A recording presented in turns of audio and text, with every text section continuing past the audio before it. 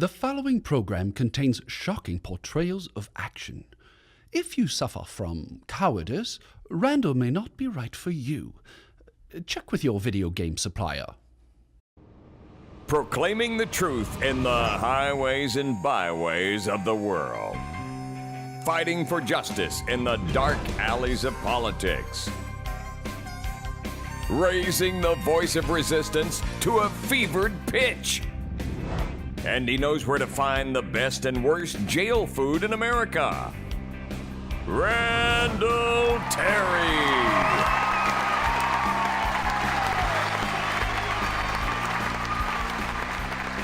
Thank you.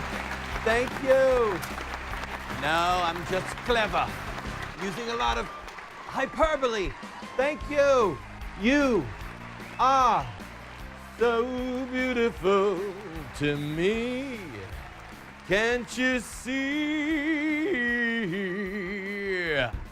Planned Parenthood caught in scandal. And China about to overtake the United States of America. And President Obama criticized for his golf game. That and a lot more that we're going to talk about with you today. Today's program brought to you in part by the New York Times. We've been a mouthpiece for paganism for 100 years. And by MSNBC. If Obama wants it said, we'll say it. But first, a quick word from my friend, Joey the Hammer. I've been watching the situation unfold between the Attorney General, Eric Holder, what a piece of work, Maron, and the gentleman over at British Petroleum. I would like to have been a fly on the wall when the government went to BP and said, gentlemen, some of you are facing jail time. Some of you are going to have a boyfriend that you do not want. Do I have your attention? If you'd like to pay some protection money, we can avoid all of these unpleasantries. But the figure we have in mind is $20 billion. British Petroleum pays the money, end of story, except for this. The government continues to humiliate them publicly. Listen, where I come from, once the protection money has been paid, you don't humiliate the client anymore. It's not good for business. So, Eric Holder, I want to say again 2 things to you. Number 1, you disgust me. Number 2, you really are in an organized crime syndicate, the government. It's the ultimate in organized crime. Welcome to the program, friend. It is I, your servant, Randall. I hope you can stay with me through this whole show because we've got a lot of material, inspirational, motivational, designed to help you to be a culture warrior that kicks some serious culture booty. Planned Parenthood. Planned Parenthood. Look at the emblem. Vile, despicable scum of the earth. Did he say that on television? Vile, despicable scum?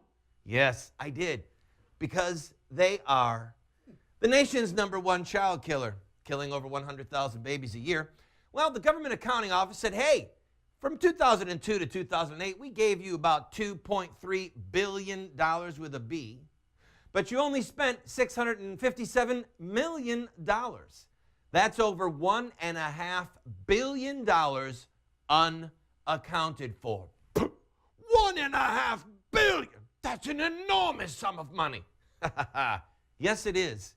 And what would you expect from people who make their living by taking little boys and girls out of their mommy's tummies and putting their bodies in landfills and sewers? If you're an assassin, if you kill people for a living, and you skim a little bit of the money off the top, it's no big deal. It's all blood money anyway. I think this calls for some intelligent commentary from me. The presidency was occupied by a Republican for 8 years, and for most of that time, the GOP, the Republican Party, controlled both houses of Congress. And during that time, did the Republican Party defund Planned Parenthood? No. I get it. In other words, we talk about family values and we say we're pro-life, but when it really comes down to it and we actually have the power in our hands to stop the baby killers, or at least, give them a little knockout punch. We don't do anything. No. Now, why would that be? Well, we all want to reduce the number of unwanted pregnancies. And what that, of course, means is that we have to keep pumping money for birth control and helping undergird child killing in minority neighborhoods. Because if we, the predominantly white GOP, can help eliminate criminals before they're even born, it's a win-win-win for everyone. In other words, kill early, kill often. It's the one place that President Obama and George Bush and the rest of them all agree. We have to kill the criminals before they grow up and have a knife or a gun in their hand and rob you and perhaps shoot you or stab you. Kill early, kill often. Because after all, for $400, you can kill a future criminal, which might cost you tens of thousands of dollars later to keep him incarcerated in a jail. Yes, ladies and gentlemen, we're the Republican Party, and we talk the talk to get your vote, but we don't walk the walk. I get it. In other words, they seduce us so that we'll vote for them, but they don't really intend to ever do what it is they're talking about. And so, you and I, we people who vote for the Republicans because they're pro-life and pro-family, we're the stupid ones. We're like the woman with the red dress. Oh, honey, I love you. I want to marry you. I just have to divorce my wife first, get some issues involving my inheritance squared away, wait for my mommy and my daddy to die so that I don't break their heart, and wait for my kids to be a little bit older so that they don't reject me. But as soon as it all falls in line, I promise I'll marry you. And we say, okay. Oh, I knew that he loved me. We're all taking these stupid pills. It's the only way that this could all be happening and for it to make sense. Yeah. On to other news. China. Oh, China. They're about to pass the United States as the world's largest manufacturer. The world's largest? Oh, yes, the world's largest. We had $1.7 trillion worth of manufacturing last year. They had $1.6 trillion, and it looks like in 2011 they're going to pass us by.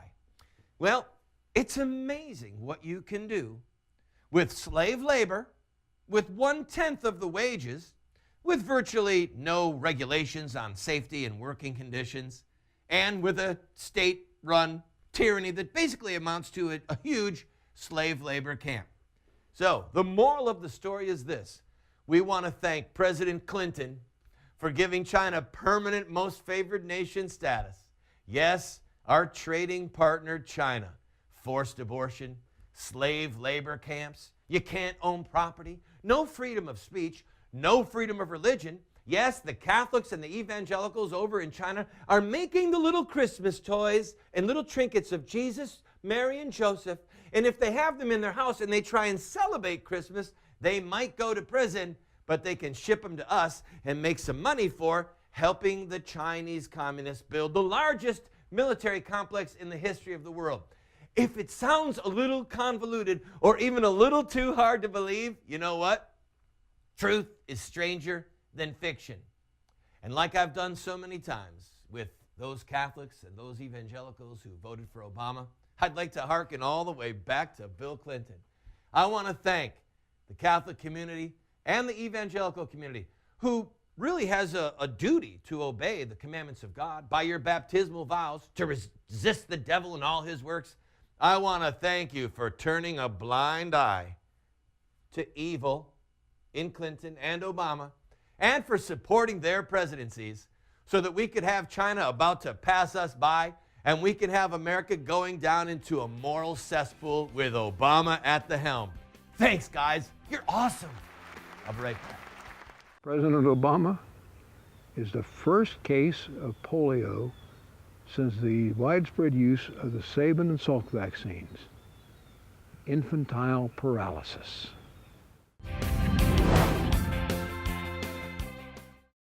moments with Moses. I will devastate the land, so that your enemies who settle in it shall be astonished at it. Welcome back to the program, friend. I know that I offend people. It's done with surgical precision. Because if you're going to embrace truth, the first thing you have to do is kind of flirt with it. And then ponder, is this even possibly true? Then say, it is true, and you embrace it. Then you begin to talk about it, and then you act on it. Here is a song to further take you down the path of being offended, but then, yes, embracing the truth thereof.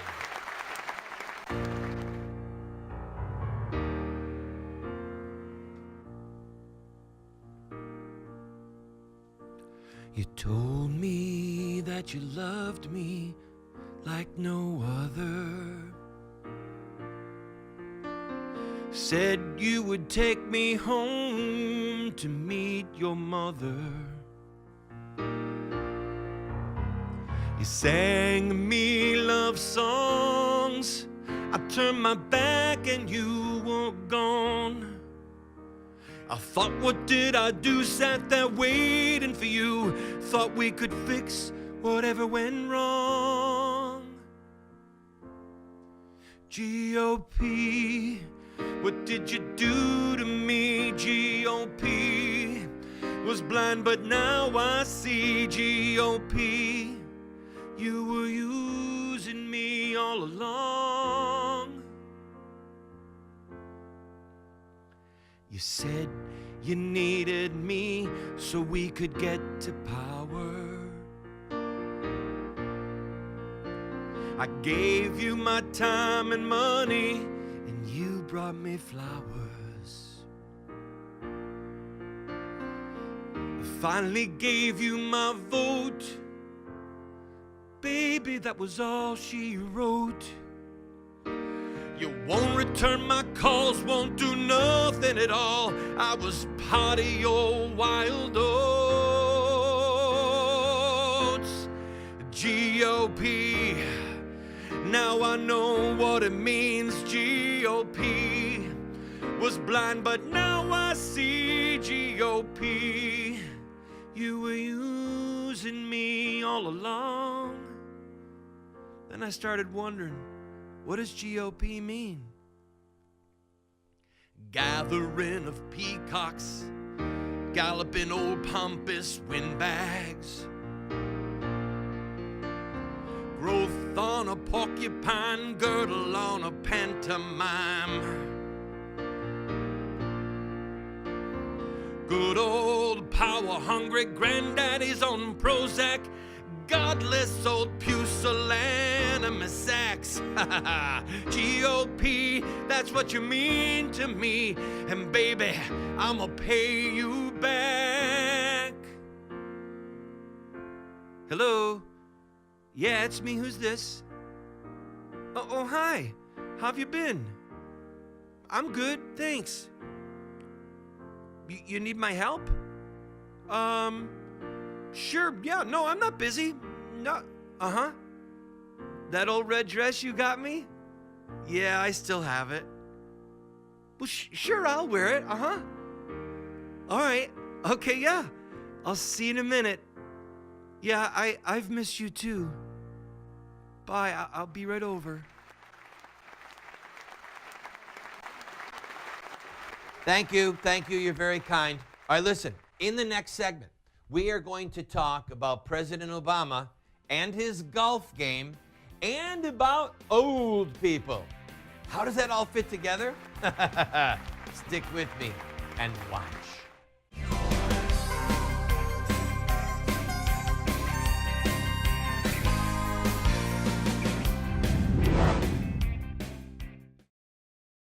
Some people's idea of free speech is that they are free to say what they like, but if anyone says anything back, that is an outrage. Sir Winston Churchill.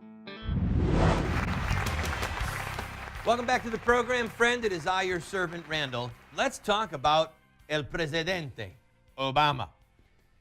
Somebody said to President Obama, you've got to fix the Gulf. He thought they meant his golf game. So he picked up the links and he took off for the course. Boom! I'll bet he shot a lot of triple and quadruple bogeys. He's the mulligan president. You've got to be a golfer to get the joke, buddy. On a serious note, Mr. President, we all feel a lot safer when you're out of the Oval Office. Go ahead, pick up those links, golf your heart out. Go down to the Gulf of Mexico, walk in the sand, feel those little squishy tar balls between your toes and think, oh, I can clear my mind. After all, that's what he said he was doing. In fact, we'll buy you a golf cart. We'll get you a subscription to Golf Digest. I want you, Mr. President, to immerse yourself in the history and the game of golf and leave the rest of us alone. On a serious note, have you ever wondered why the president and his minions keep going forward, the torpedoes be damned, with their agenda? Let me tell you why. Because they're true believers. They are literally messianic in their mindset with socialism. And they're thinking, hey, one-term presidency, but we set the wheels in motion for universal health care. We will be remembered as heroes.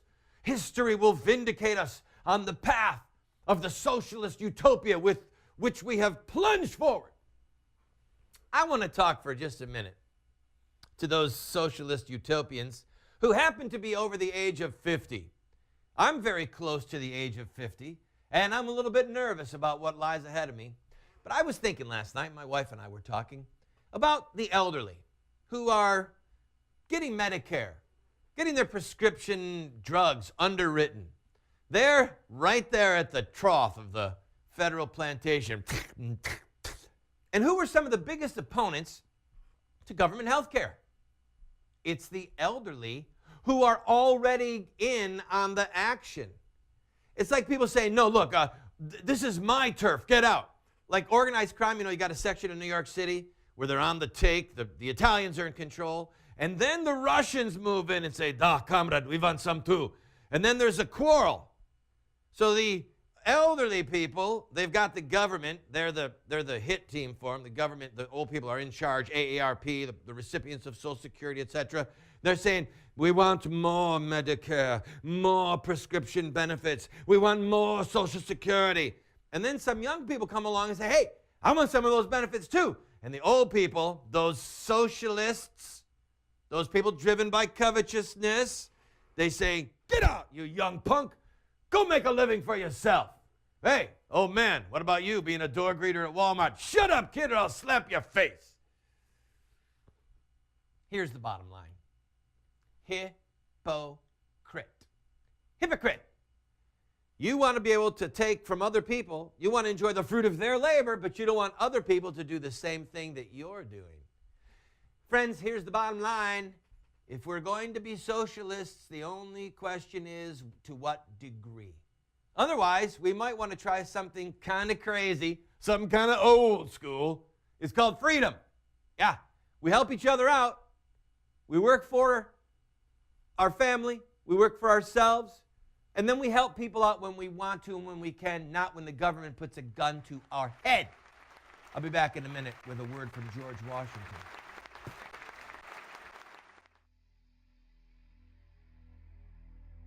Arise, O Lord.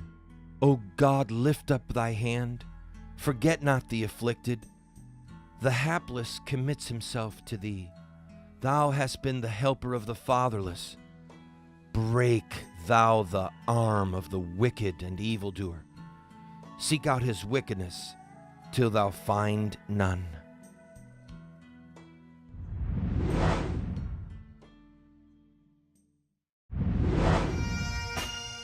Hi, friend, I'm Randall Terry.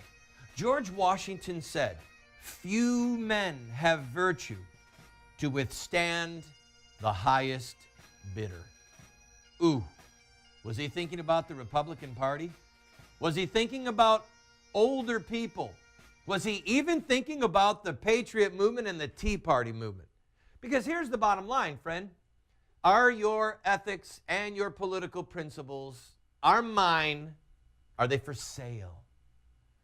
We say we want freedom. We say we don't want to be involved in socialism. Well, then let's just not play around and let's go for the things that are the toughest.